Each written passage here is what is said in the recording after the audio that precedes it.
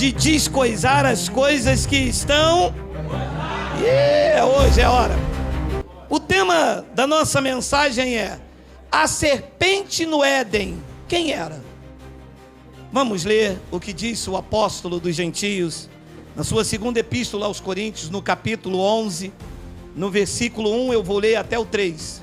Quisera eu me suportasse um pouco mais na minha loucura, suportai-me, pois, porque zelo por vós com zelo de Deus, visto que vos tenho preparado para vos apresentar como virgem pura a um só esposo, que é Cristo. Mas receio que, assim como a serpente enganou Eva com a sua astúcia, assim também seja corrompida a vossa mente e se aparte da simplicidade e pureza devidas a Cristo. Eu quero começar a dizer algo importante. Eu não analiso a fé das pessoas, eu analiso o texto. Você pode acreditar em boi da cara preta, você pode acreditar num dragão vermelho, você pode acreditar numa serpente que fala, que voa, que rasteja. Eu não analiso isto. Você tem o direito de acreditar em que você quiser, mas eu não analiso isto. Eu analiso o texto. Eu não tenho problema nenhum de mudar uma visão que eu tive há 10 anos atrás. Não tenho problema nenhum.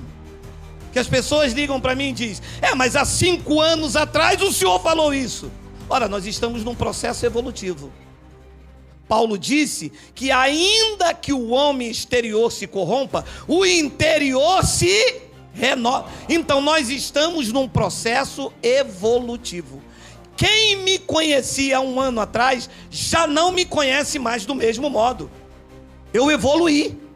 No começo do nosso trabalho, e todas as pessoas, quando começam alguma coisa, ela é motivada por o seu antigo ambiente. Então, quando nós começamos a pregar o Evangelho da Graça de Deus, nós fazíamos a chamada Santa Ceia, que não é ceia, é Páscoa.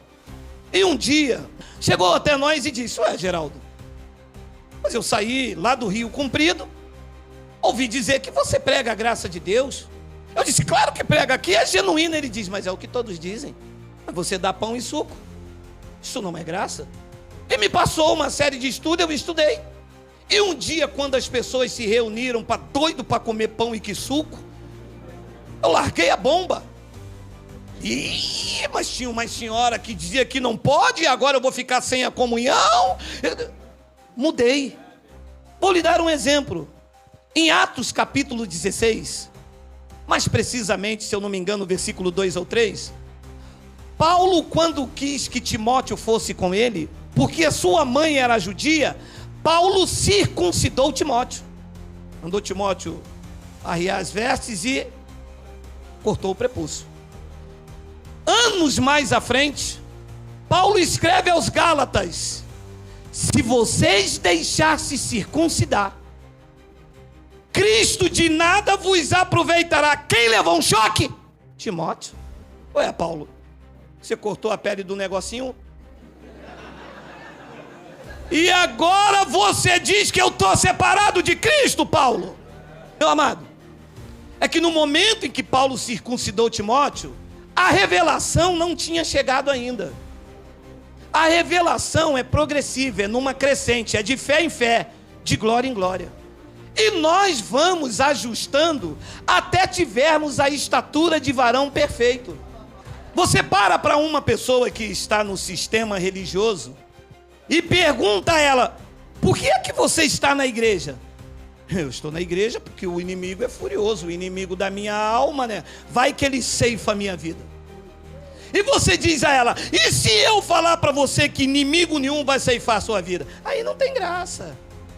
Então o que eu estou fazendo na igreja se não tem diabo para me pegar? A motivação das pessoas está dentro de um calabouço. Eu chamo de calabouço. É o diabo.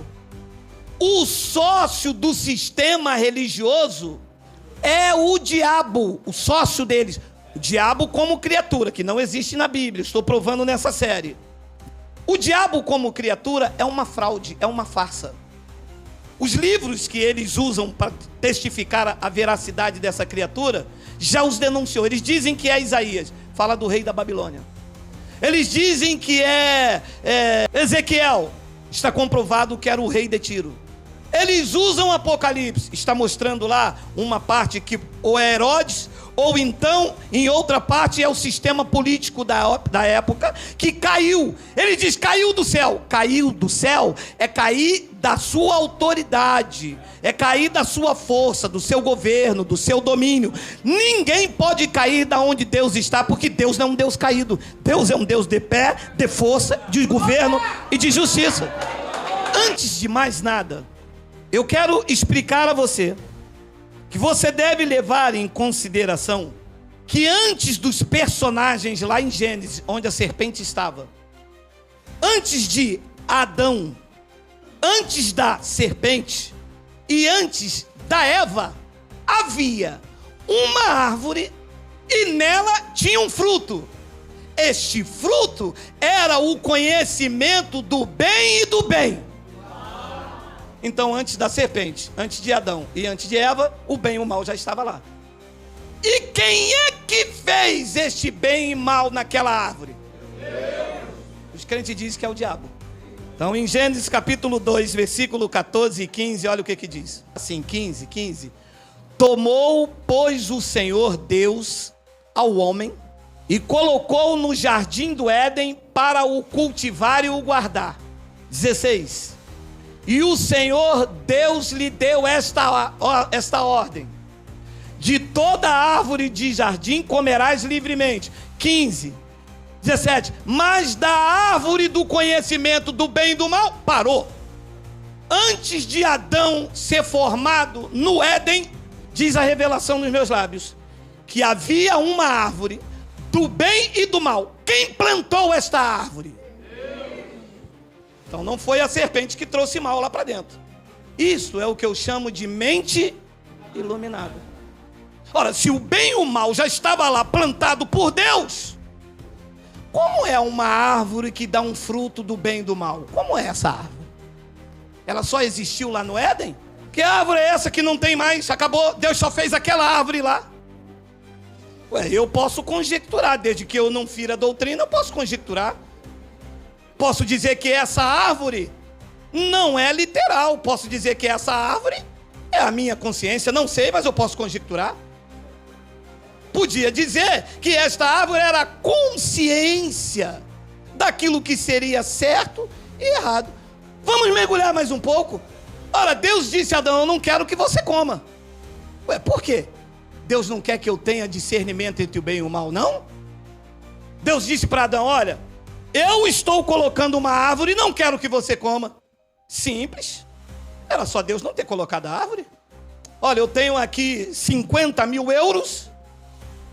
Eu não quero que o ladrão não roube. Vou botar aqui em frente da minha casa 50 mil euros. Não rouba não, tá, ladrão? Ladrão, tá. Ora, se ele não queria que Adão comesse, eu vou plantar todas as árvores. Essa eu não planto. Essa vai ficar onde? Comigo aqui, no meu trono.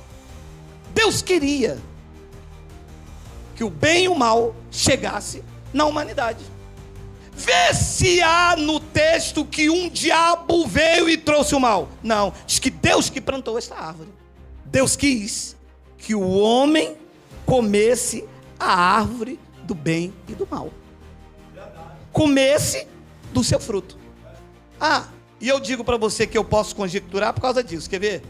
Paulo disse que o fruto do Espírito Santo é amor, bondade. Como é esse fruto? Ele é verde, é amarelo? Dá numa árvore grande? Qual é a árvore? A árvore da minha consciência.